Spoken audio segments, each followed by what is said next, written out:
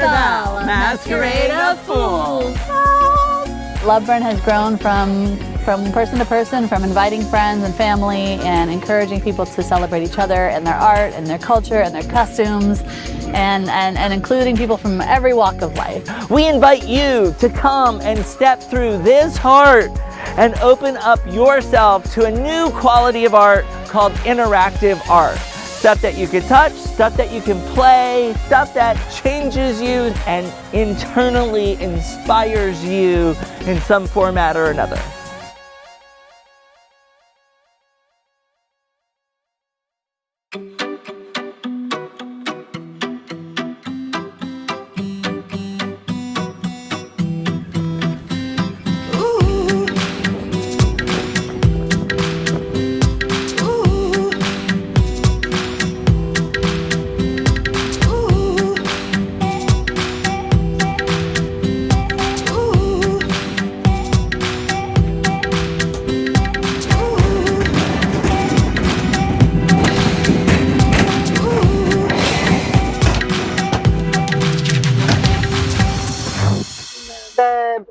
Loveburn has a person that helps with trucking, and she got us this really great truck drivers who are amazing. They picked up a piece in LA, and I've driven it back and forth to Burning Man myself, but cross country to Florida and then setting up was going to be a lot. So she found these amazing truck drivers that we hired, and that's pretty much what the grant was for, was transportation here.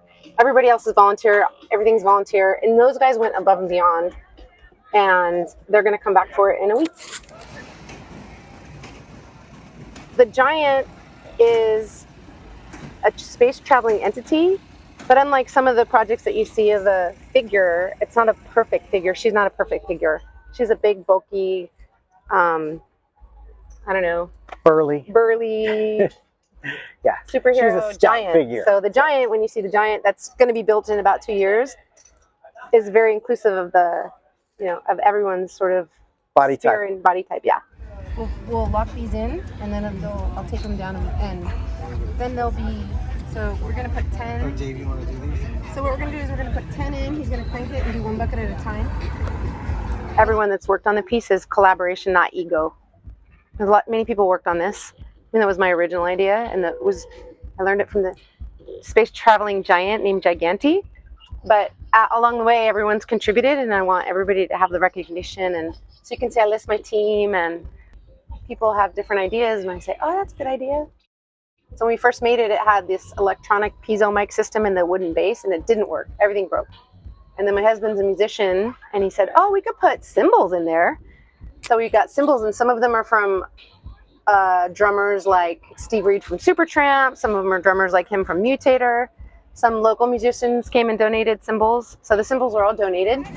We have this bucket elevator on a handmade wheel, and up top are recycled wheels from a pedal power bumper car installation that we did. So everything's either upcycled, like the panels and the flooring are upcycled from a movie set. The medicine cabinets are from like an apartment, and the plexiglass, some of it's new, some of it's upcycled from our previous project. We welded it and built it, and I welded the bases. So we're centering the wheel right now. And the ground's not level here. It's not like at the playa it was perfectly level. And this has to be completely in this correct alignment for it to not roll to one side or the other and come off the... So Kevin's going to crank it a little bit, and then I'll adjust the nuts to make sure it stays level.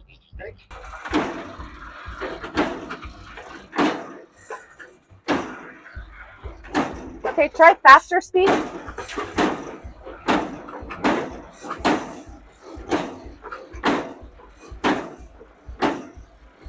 So the crank system, in order to make it so people can't just go bananas with the thing, we put a larger wheel and then an extremely small wheel. So as hard as you go, it doesn't go all that fast.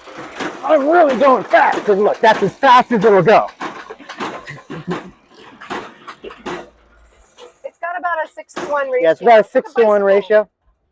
And it's got a free wheel. Yeah. Yeah, and it's got a free wheel, so you can't actually go backwards. You can only go forward.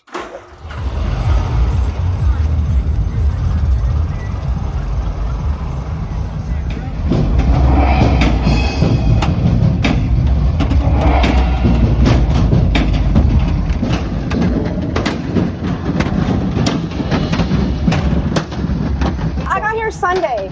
Yeah. I got Sarah's been here Sunday. My truck got unloaded. Yesterday was supposed to be my put it, decorate it, make it pretty day, but it turned into a build day. As it got dark, I dropped one little tiny key that we needed for the drive wheel in the sand. And so one of my crew members, Tracy, Cosmic Tracy, right here, she said, "Hey, what else are you gonna drop in the sand while it's nighttime that we should wait till tomorrow morning?" And I was like, "The chain," because there was one master link on the chain. And she was right. I pulled it out this morning, and the master link fell in the sand. But it was daytime, so we didn't have to crawl around like we were looking for a lens.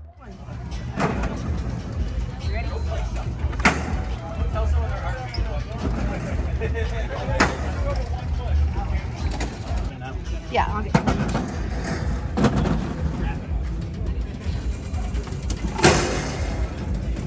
You ready? You just put in handfuls. Go ahead. Oh, they come back out at you. That's why the windows are open. And then Dave is finding anywhere there's a bolt that's not an anti-vibration nut and replacing all of those because everything is moving so much, they'll just loosen. So we have to start with regular nuts and bolts to get all the placement, and then when it's set, we lock it in with an anti-vibration bolt, and that's what Dave is doing. And he's a structural engineer that helped with the piece. And Cosmic Tracy's a production manager, she's a producer. She's a movie producer. So she knows how to get all the things done.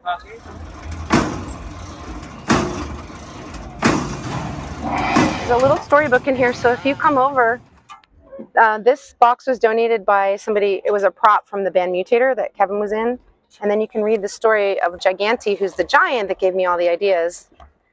And the guy who had a patent on bucket elevators who helped me. And then you'll notice that this side is more gray and black and serious. And this side is more colorful and pretty. And so this represents industry and toil and work. And this one represents play. But then there's a mix of, you endeavor at work and you endeavor at play. So there's some of them are, and you read the words going up and down. These are sigils that the giant left for me, secret messages, and we deciphered them to find the plans, and then the messages are, as the bucket goes up, the messages come alive. So stay curious, live, and then you have to keep cranking to read the rest of the phrase.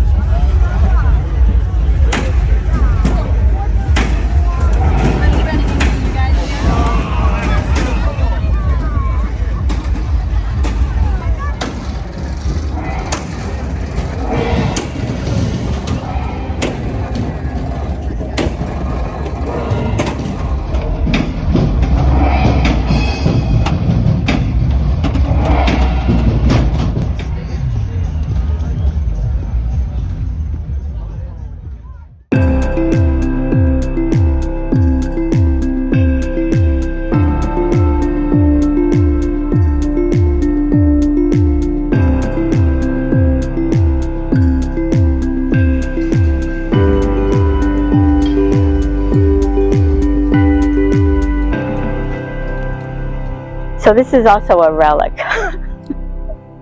but I love it. This item is a card catalog drawer from, if you recall, when everyone found a book by opening up a drawer from a large wooden cabinet. So this is the library and literary salon, and every year I bring a curated collection of books that I've collected over the year through my academic library where I work. When there's discarded books or donations that we don't accept into our collection, friends, I send them a box and they fill it up from after reading their collection, and of course my own very extensive collection at home. After I've read the books, I simply put them aside and plan to bring them out here for others to take because it's free. And people love the library.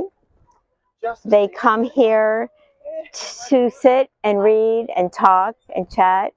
I think sometimes it attracts more of the introverted types of people who just like one-on-one conversations or small group conversations, or perhaps an ambivert who's a little extroverted and a little introverted. As you can see in the back, I have the building, which is actually owned by the park, but the organization lovingly cedes it to me for the duration of the event. And I decorate it with things I choose to bring to share with others. I have many kinds of books, from art, architecture, photography, many illustrated books, children's books, fiction, nonfiction, books from museums, how-to books, health books, cookbooks, self-help books. Basically, the point being is that they're all free, and people are surprised, but I don't know why, because there is no money to be exchanged here at any of the Burns. These are stamps from the library that I work in, but of course everything's digital now, so they are defunct. They are useless, but they're beautiful, and I think they describe what's part of a library. For instance, this must be returned to library by renewal during the spring semester. And I provide a stamp that I create every year with the theme, the location, and the year. These are stamps from previous years. This was the first one, which was a very simple one, obviously. This one was from 2015, and I have Virginia Key, Miami, Florida. And then this one was also listed the theme. So every year I do create a little different one. This book is where folks write different things about the library. You are an inspiration, which is sweet. Yeah, you get it. You know, dear library lady.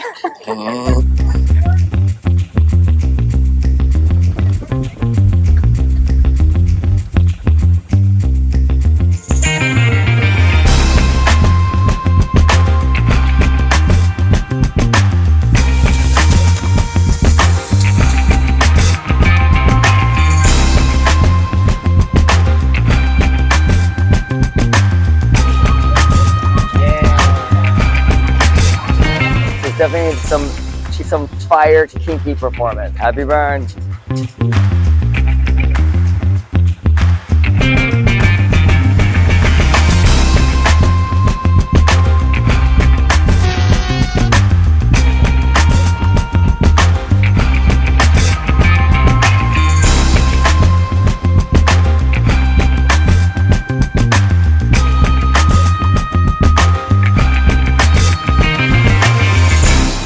So here we are in Loveburn. We're in Florida, which is really far from Phoenix, Arizona. And it's a really beautiful, amazing space. This burn is on the water, which is like, you know, what? Wow. It's about the experience I had becoming a medieval armorer about 30 years ago, and then getting into the culture, working with the various different groups but then realizing I had gotten a technique and master skill in something that I felt was glamorizing an age that was really terrible for most people. And it was terrible for women, it was terrible for minorities, and it was all about war. And even though armor is defensive, it, you know, still was associated with war. And so around 25 years ago, I started burning. And kind of thought about this differently all of a sudden and realized it wasn't about the armor people put on and go into battle to fight each other. It's about the armor that we build and wear metaphorically through our lives to get through our interactions throughout the day for whatever reasons we feel we have to armor ourselves. And I keep that metaphor in them in some way or another. So the Womanist is one of those. She's based off a mantis. The females are very fierce. And she's probably expressing something close to anger, or at least she's ready to deal with something that's opposing her. But basically, has it in control. Over here is Ascent, and she shoots a really large, very loud flame. And this one is in a very in control state of maybe bliss, or at least definitely empowerment. Super fun piece. And then even the Phoenix stays within that metaphor, because Phoenixes are all female. Nothing like that happens without a team. And we had several groupings of amazing, all individually great artists themselves from Arizona and the Phoenix area come together to make this be able to go.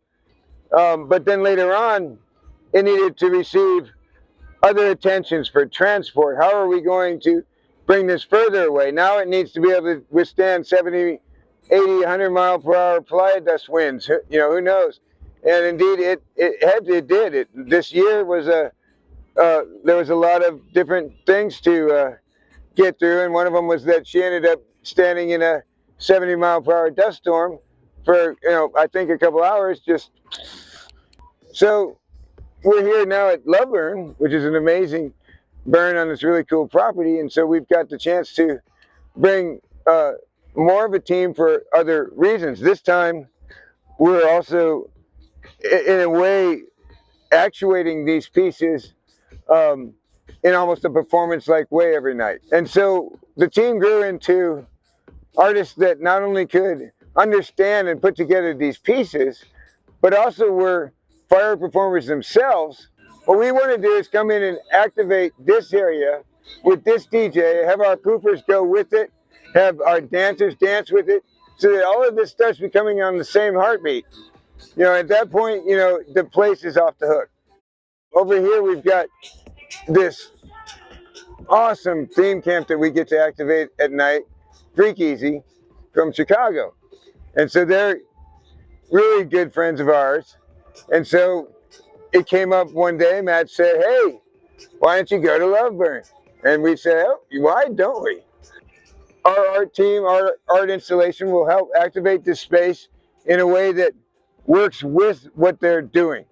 We like to come in and not be this installation over here pounding away, not along with what's going on over here. Now, we might throw in funny sounds and stuff like that, but it's with their beat. It's with their energy that's going on. So we're all building the same thing.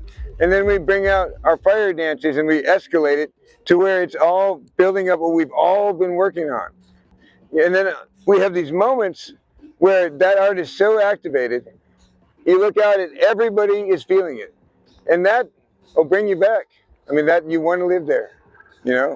It's a beautiful thing. And it is a little bit of a struggle.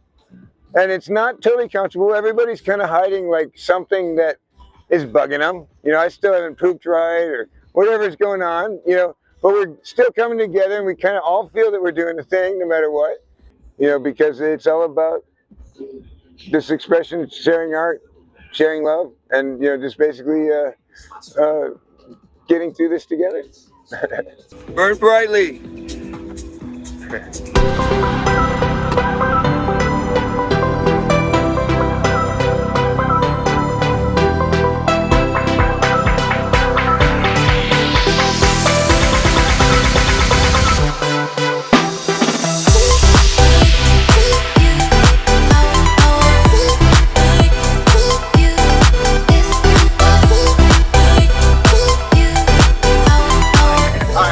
Shut this whole thing down.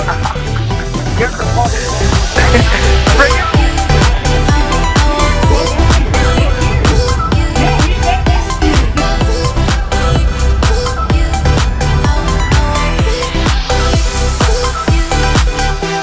I would say that Love Burn's probably our favorite burn. It's definitely our home burn. It's the event we get most excited for every year. It's the event we enjoy giving the most to and we get the most out of. And we're really happy to be here and hope to be here for a lot more years. So this is our first year with this theme, Questionable Morals. I feel like it's a fun theme that really fits our group. The middle centerpiece is a collective of several of our artists in camp. We also have a clothing swap / donation hosted by another one of our camp mates.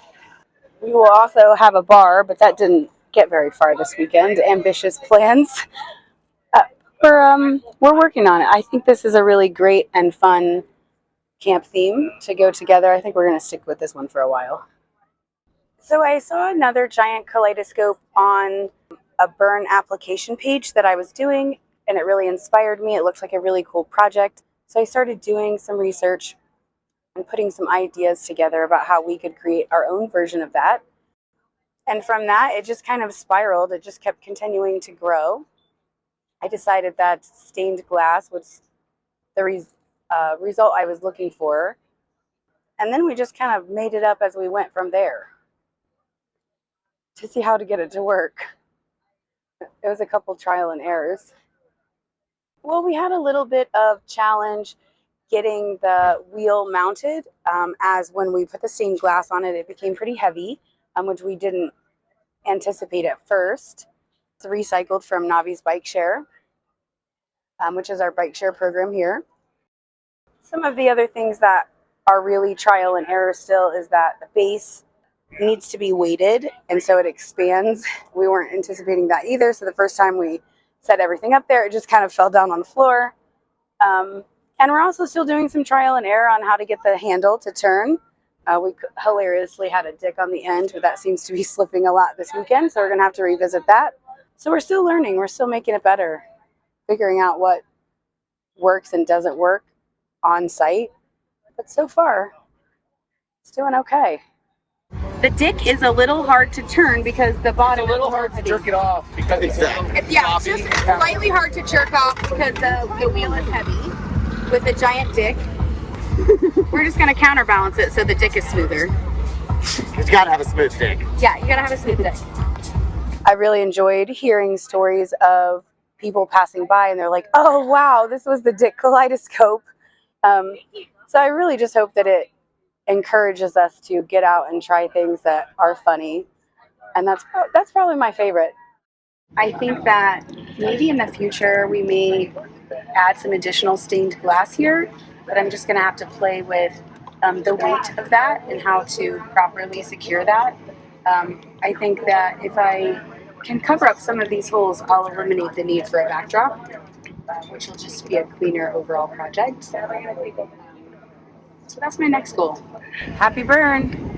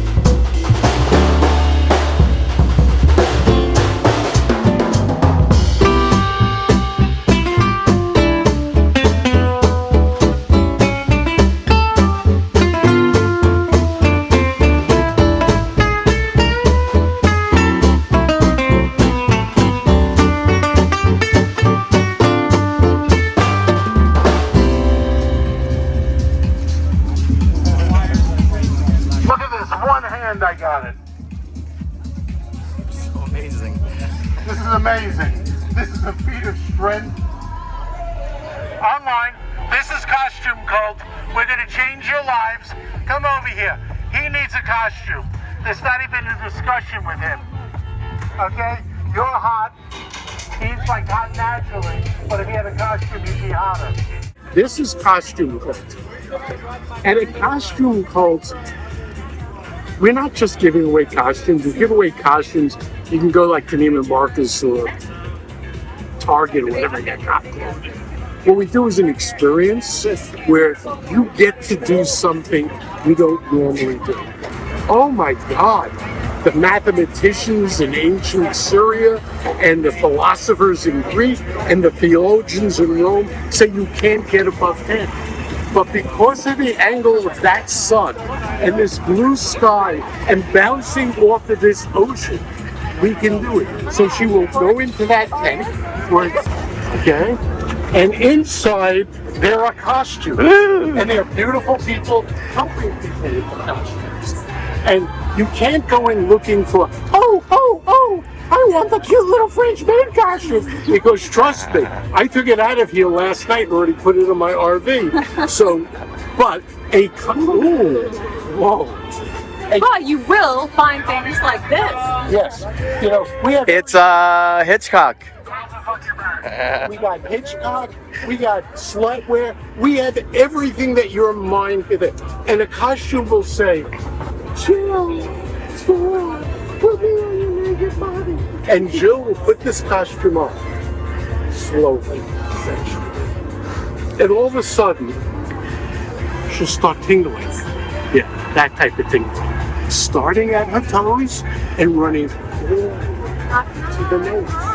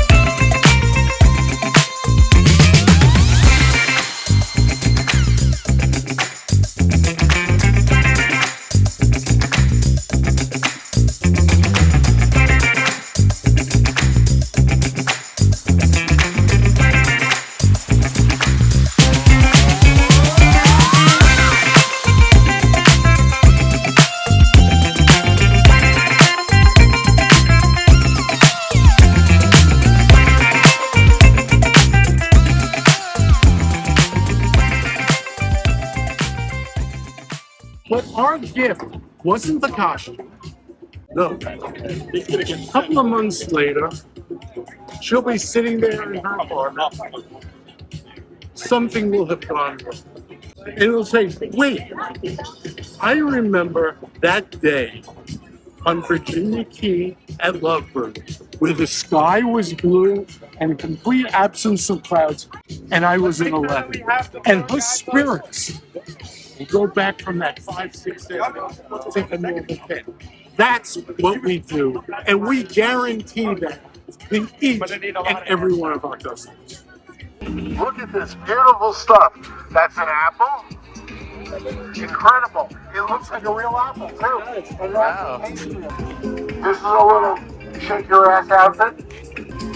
This is another thing that I don't know what it is. This is a thing you can put on your head. Now, isn't this radically improved by appearance? We are now gifting whatever we have left. The first item will be free. The second item will be no charge if you have a coupon. If you don't have a coupon, I'll whisper the discount code.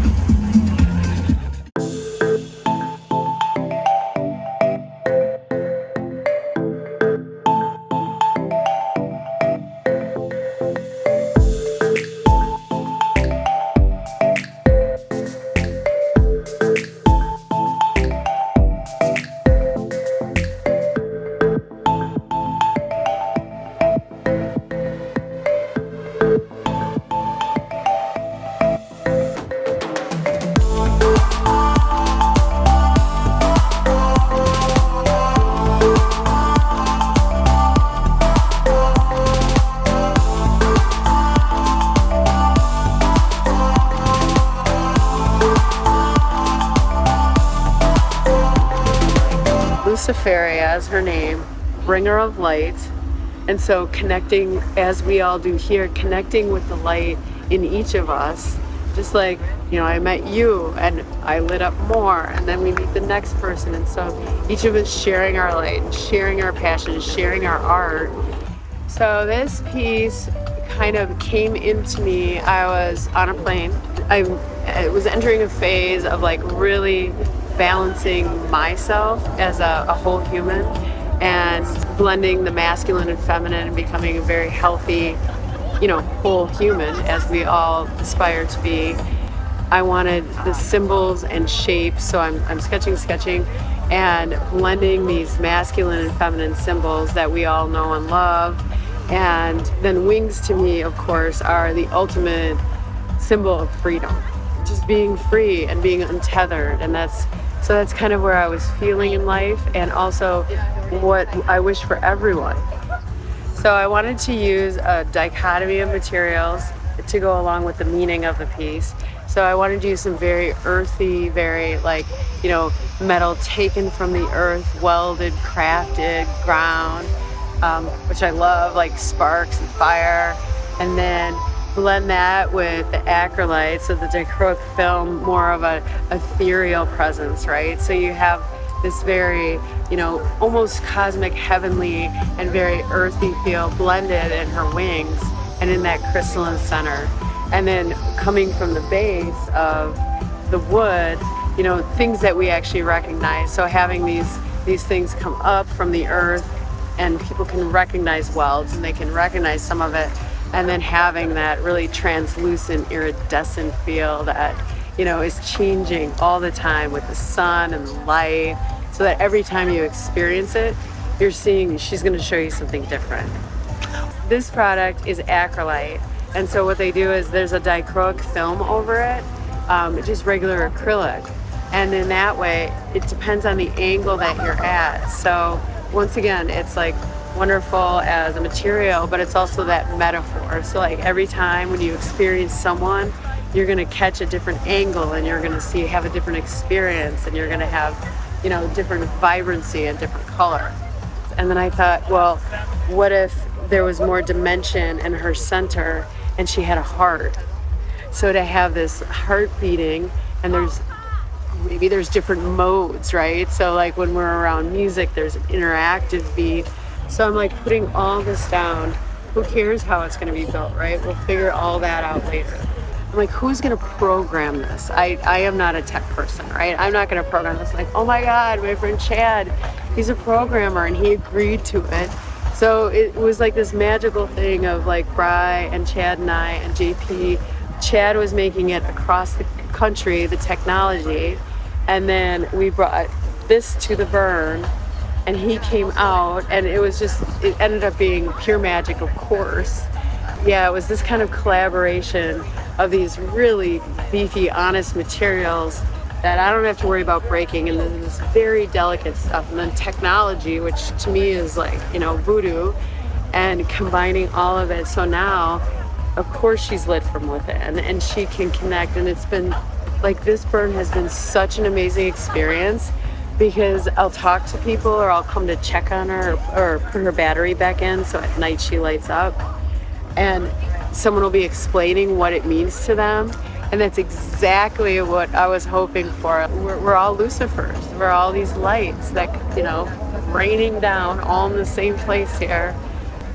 And when I saw placement, so I had no idea, filling out the grant, you know, just kind of explaining and then trusting, like they'll know where to place her.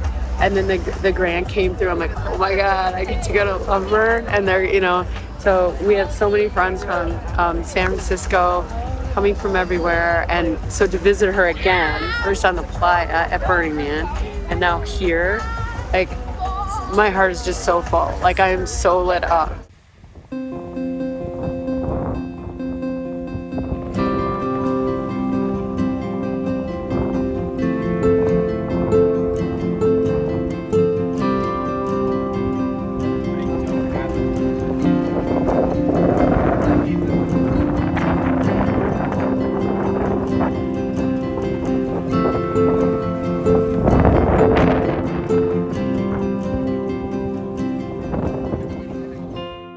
Mind Wash is a piece that I've had an idea to do for several years. There's kind of an interesting evolution. I made Paraluna at Burning Man in 2018, and almost with 2 days after I installed it, someone tried to climb it and they broke the spokes so it wouldn't spin anymore. I cried for about 36 hours, but then people started telling me, you know what, it still looks good, it still looks good. Oh no, I don't believe you, I don't believe you. And I finally went and looked and I said, oh, it does look good. So I realized that you didn't have to spin the spokes to make it look good. When I came back from Burning Man that year, an outfit in New York City called Zero Space, they wanted me to build them a Paraluna that would be on display. And I'm like, no. I can't give you something that's that big and rotating and have it be reliable, run for a year without breaking. So I said, but how about this? I'll make you a piece called Parastella, which is like Paraluna, but it doesn't rotate. One time I was at Zero Space looking in this room, which is about this size, a little smaller, and I was looking at the disc of these spokes radiating out, and I said, wouldn't that be neat if the spokes, when they hit the walls, went straight down, so that you had like a box of LEDs all around you? And then it struck me, whoa, you could just do a dome, and that would be easy. You could take those spokes, which are currently just kind of rigid and horizontal, and you could bend them down into a curve. And that was the beginning of this concept. When Loveburn approached me and they said, we'd like a whole bunch of your pieces. We want to do a big thing. I decided I'd get this done for Loveburn.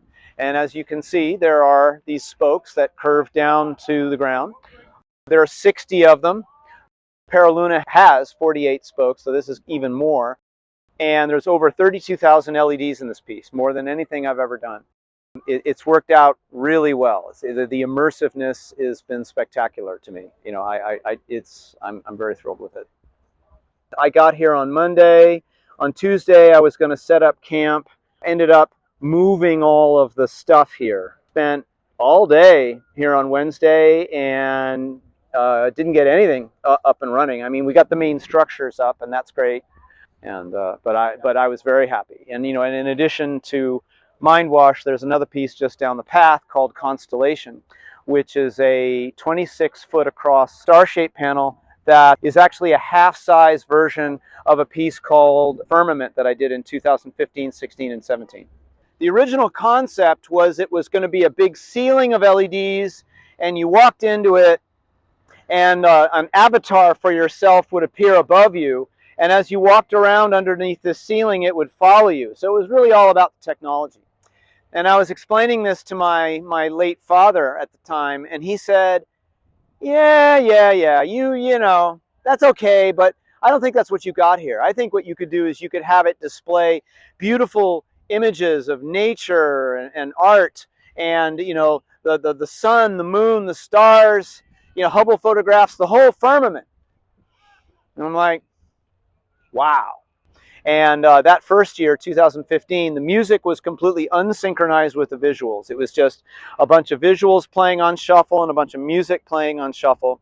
Well, it was so cool when they matched up. And so on 2016, I had added features to my software so you could synchronize the visuals to some pieces of music. Firmament was the beginning of my career as a professional artist, because after Burning Man, I started getting phone calls from people saying, well, we know you're a Burning Man artist and we don't want to offend you, but would you mind, how do you feel about taking money for a corporate gig? I'm like, yeah, sure. People will come in off from the path onto the beach. They'll see this. A lot of people hanging out here last night. And then they hear the classical music there. And then they might notice that the same classical music is playing over there at Constellation. And then maybe on the way, they'll notice this spinning. So here it is, right? It's got 30 spokes, or actually I call these hoops. And as you can see, it spins quite a bit faster than that. It's about 60 RPM. When you spin it, it creates, using persistence of vision, images from space, images of nature, famous art. I have a style of scene which is algorithmically generated. I love the spirit of Loveburn. It's exceptionally friendly. It's a great event. I hope it lasts a long time. For IM number 0000 right here. There you go. Yeah, and that's And how we have I got the one.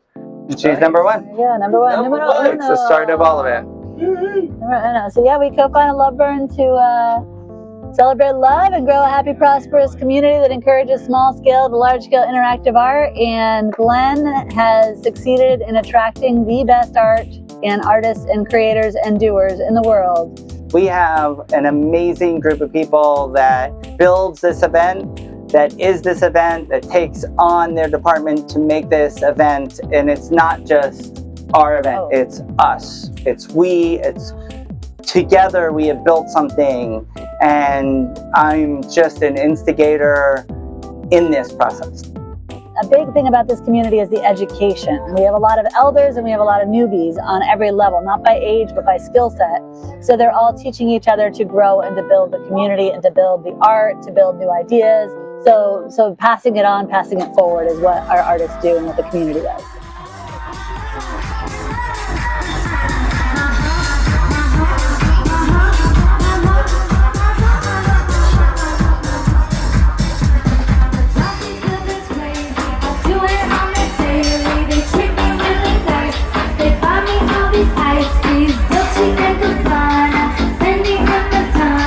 The idea of the porta potty is when you're at a festival and the lights are going and the sound's loud and you really got to use a bathroom and you get inside of that thing and you feel like you're in a little spaceship. So that's kind of where the idea spawned. I wanted to really take that to the next level and flush people into another dimension. Last year I had a secret room where you solved a puzzle to get a code and put in the code, and the whole bookshelf revealed itself to a room. And it went over so well, I wanted to take it to the next level. So I put in for a proposal for a really massive structure where I wanted everything to be kind of a secret party. So we bought some portal potties and we bore them out and we turned them into tunnel systems that pop you into this underground speakeasy style burn event. We were going to set up a wash and fold possibly, and actually have someone there washing and folding your clothes. It seemed to be a logistical kind of nightmare, especially getting all the washers and dryers here. So we decided to make it a lot simpler. And inside what you're going to find is little examples of my artwork and my brain explosions all over the place, from the posters on the wall to the way the place is decorated. So once you get inside, we have custom church pews and an inner portal system here.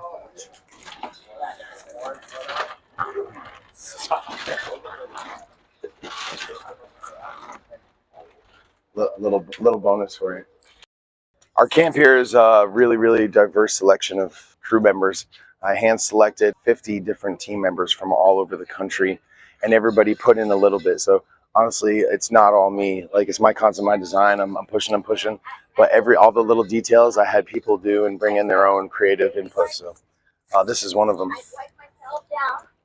It's got the infinity mirror floor and the fuzzy walls.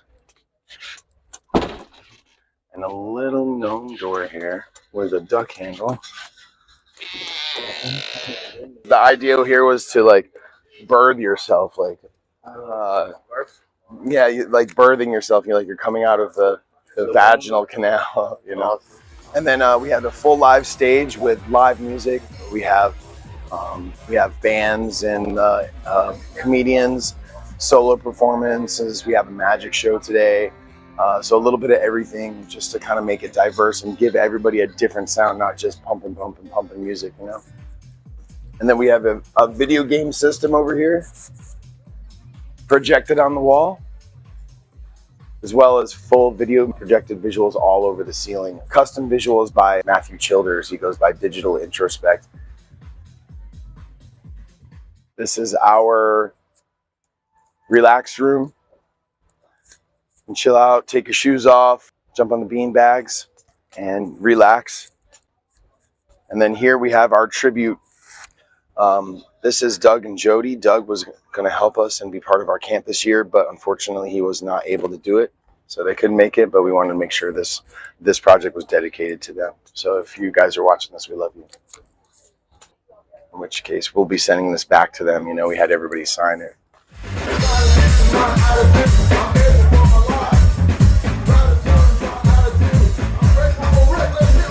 Bring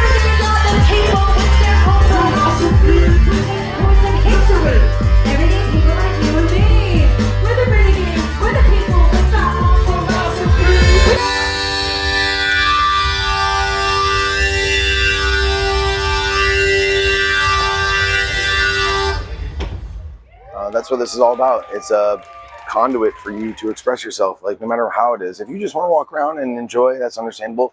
But I always encourage people to get active and get involved.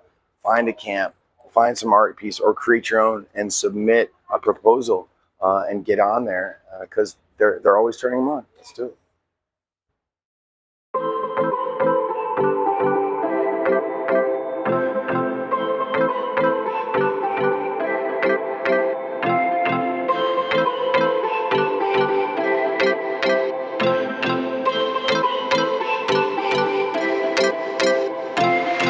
In order to maintain safety here at Skybar, we count the number of people going up and down. The city of Miami has been very generous in allowing us a specific number of people to be on the tower at one time. In order to comply, we use this tool to make sure that we always know how many people are up there. This is Skybar. We got a 6-story scaffolding tower on historic Virginia Key above Love Burn. We got a view of the burn field beneath us and the Miami skyline. Happy Love Burn! Woo! From Skybar. So I came across this dark tower at Burning Man. It ended up being a DC camp that I wanted to join, wanted to be part of it. I thought it was epic. And a couple of years later, I was like, hey, Charles, can I put a bar up there? And he said, it was hilarious. He looked at me, looked at the tower, looked at me, said, if you run it, okay. Like, okay, it's on. Next year, Skybar was born, and it's only gotten crazier since then. At Love Burn, they give us art grants so we can reiterate. They give us art grant money to make it bigger and crazier than we're able to do at Burning Man. We have been here since last Friday because we had to build this structure by Sunday. We've had to deal with capacity limits and making sure there's only 60 people up here at a time. Because the fire department's always watching. Yeah. It's beautiful to be able to bring this to this space, especially having this beautiful Miami skyline over here. Yeah. And water right on the other side. Like, it doesn't get more epic than this. Welcome home! Happy fucking Burn, Love Burn 2023. Represent Incendia, Party Liberation, you know what I'm saying? You know what it do. I'll let your boy, Crenshaw, you know what it is. Already done did it. I'm already doing it again. Dropping into awareness of how you're carrying and how you're showing up in the world. So that from that awareness, you're able to create deeper connection with self and community and Mama Earth. Take that on through the evening and into your life.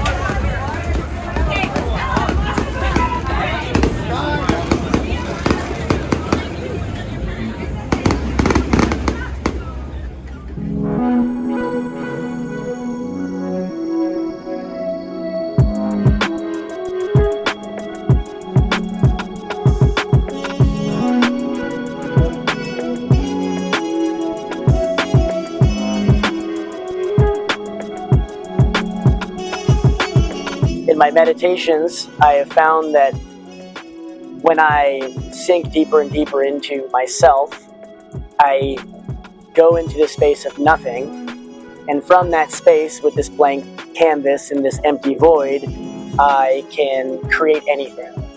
And so this represents your ability to create from that space of nothing the world around you with your spoken word. This spark of divine sovereignty comes from this space of nothing, and you birth the world around you with the words that you speak.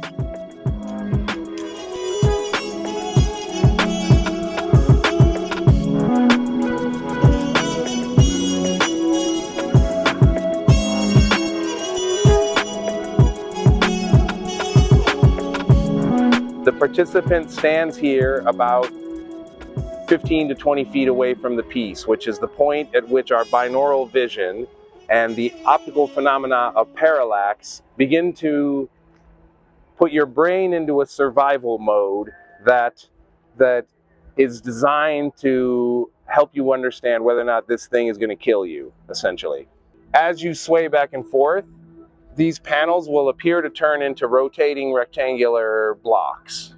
And they are not moving, but your brain is saying, oh, these things seem pretty safe because they're just large rotating blocks, right? So that gives you the courage to walk closer. What you'll then understand is what's near and what's far, and that these are not exactly straight. They flay out, and this is what creates the optical illusion. And the optical illusion is something that happens in everybody's brain as part of this instinctual behavior to protect ourselves and keep us safe. But as an artistic piece and as a metaphor, what it's designed to represent is the idea that our perception and our understanding of things changes dramatically as our position of how we see it changes. So throughout the day and into the night, your perception of what this image is constantly changing. And that has an impact on how you come to understand it. So people come into this room and they sit down in a chair, in a zero gravity chair like this. Push this button.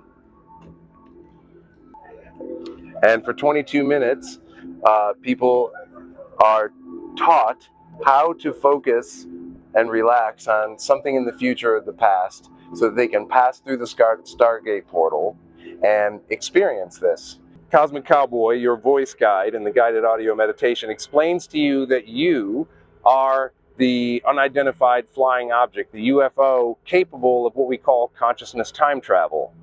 Everybody thinks that time travel requires a time machine or some external thing, but in fact, the ability to travel through time is within us, and it's through what we call the theta superconscious. And binaural beats help you get into that mind state. And it's a pretty profound experience. I've had people tell me things like if they were adopted, they met their birth parents who they'd never met before. If they have relatives that died before they were born, they often visit grandmothers or special places from their childhood. Depending on where they are in their mindset and their ability to relax, or if they're tired or whatever it is, they have a very pleasant experience that sometimes can be emotionally overwhelming, which is why I have people around that I call flight attendants who help people get into the chair and get their track started. And when they emerge, if they have some emotional support that's needed, they will, someone will be here to chat with them and listen to what they have to say. This is where the guys are that power the entire place. These guys are the magic men. And they also run all the heavy machinery, run up all the art displays, and any art cars that need help. That's these guys. They're a whole element in itself. There's so much respect goes out to these guys. They supplied us with 2 50-amp drops to our camp. About 3,000 or 4,000 feet of, I guess, double O heavy gauge cable. I guess we were supposed to leave it at our camp, but we rolled it all up, 4,000 feet, put it in the back of our truck, brought it over here, went to Hatch and said, "Hey, Hatch, what do you want us to do with the cable?" He says, just leave it there. And I said, "No, we have the cable." He said, "You brought 4,000 feet of cable back?" I'm like, "It's here, it's right there." We recommend all camp, roll up your lines and bring them to the DPW guys. They love you for it. It always looks like it's going to be easy. It's always going to be easy. Never easy. We had 3 months to get everything ready and prepared, get the rig ready and prepared, and find out that of 8 states, 3 of them are going to give us a hard time being an oversized, overdimensional permit. So we decided to strip all the facade down so that we weren't oversized. Thursday, all strapped down, ready to go. Time to check the fluids. Go around, open up the hood, go check the fluids, and we got oil in the coolant. Looked like a chocolate shake. Not a good situation. So we had to realized that now we have problems. We're not going to get here on time. Glenn is very positive. Glenn was love burn, and he's like, it's okay. It's fine. Decided that I hit up my buddy Adam. I said, the only other way we could get here on time is if you drove with me out there. And he arrived at 6:45. We hopped on the rig at 9 o'clock to drive out Saturday night. Yeah, Saturday night, 9 o'clock. And we drove through. He drove 10 hours. I slept. I drove 8 to 10 hours. He slept. Back to back. It's just go. And we arrived Tuesday morning. Like we were originally planning on arriving. So we did it. And we did it because we want to share our art with everyone here at Love Burn. This is what we're doing. This is what we do. This is what, are we artists? Are we makers? Builders? Doers. Glutton for punishment. These hands. That's right. Look at these hands. These hands hurt. They hurt. Zusa came to me during the 2013 Burning Man. At that point, I just felt like I was just only a spectator. Everybody there, all these are great, amazing artists, musicians, performers, and then there's me with my fuzzy bike and blinkies on my wheels. And I realized that, Mike, you're an idiot. You have the skill set to build something really awesome. You know, if you're mechanical by trade, you could build things. And I was like, well, maybe I'll build an art car. Zusa is subjective. You know, Zusa is what you want it to be. If it's an owl, it's an owl. If it's a cat, it's a cat. If it's a crab, it's a crab. If it's a super space alien, that's what it is to you. To me, Zusa is a direct reflection of who I am. Zusa, when you approach Zusa, it grasps you. It's kind of scary. It's kind of spooky. It's kind of cool. It's kind of lovely. When you get inside and you see how wonderful this rocker really is, it's kind of would be a direct reflection of what an introverted person like myself would be. And I hope everybody enjoys it. I really do. This was my first Love Burn, but I lived in Miami for about 6-7 years, around 2000 to 2006-ish, 6, 7. So I'm familiar with the park. I'm familiar with the layout, and I thought that this would be an amazing place to have a burn. And I was just sitting in my RV, and I was looking at my phone, finally turned it on, and I got a message on there from a Quantum Glenn. Our car is amazing, and I run Love Burn in Miami. You should come on out. It's going to be wonderful. It's going to be great. We got the tropical. There's no dust, and he sold me at no dust. I'm in Vegas. You know, transportation costs alone is going to be, is going to be up there. And he said, no, worry about it. We have funding for art. We fund art. You send us a breakdown. Let's take a look at it, and we'll get you out here. And I was impressed. I was like, okay, well, this is where we're at, and this is what we can do. And they said, we want you out here, and let's do this. Here I am. This is a great little secret you guys have here in Miami, and I really think you guys should all be proud of yourselves. You guys, every one of you, every single person here was truly amazing, except that one person. I'm kidding. You guys are great.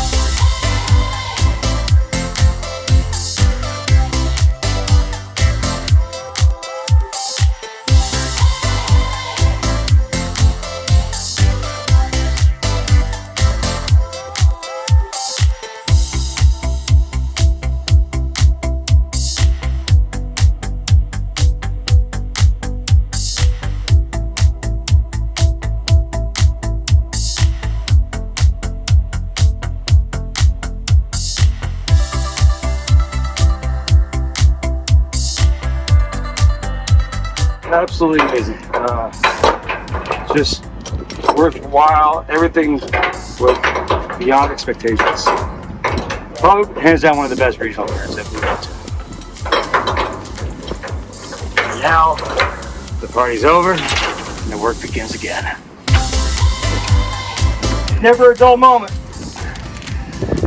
this is the part where everybody asks, can I help? Can I help? But when it comes to heavy machinery and getting this done right, this is safety, this is road, this is DOT. So I like to take my time and be the last person out, make sure that we're safe. We're on the road, and so we can do this again another time. Good times. Love you.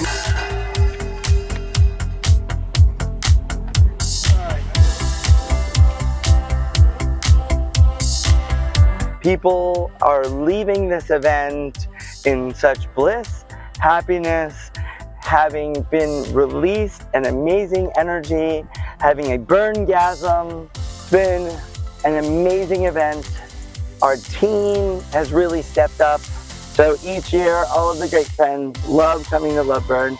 It is a condensed, squeezed-in version of Burning Man with a great South Florida, Miami flair of ultimate ridiculousness. It's definitely created a life of its own thanks to you and the community. So many people over the years who tell me that they've found themselves at Love Burn or re-found themselves from a place where they were lost before. So if you're one of those people, you know, we are here to support each other, you know, help welcome new people in who you feel are part of the family and want to grow and build a culture based on volunteerism and gifting and radical self-reliance and radical inclusion and costuming and ridiculousness and music and art and all these amazing things. Look forward to growing this event to build a formidable arts organization that helps support interactive art around the world. Absolutely. Happy Love Burn 2023. We are in a wrap. Save the dates. President's Day weekend 2024. Same bat time, same bat location. Welcome home.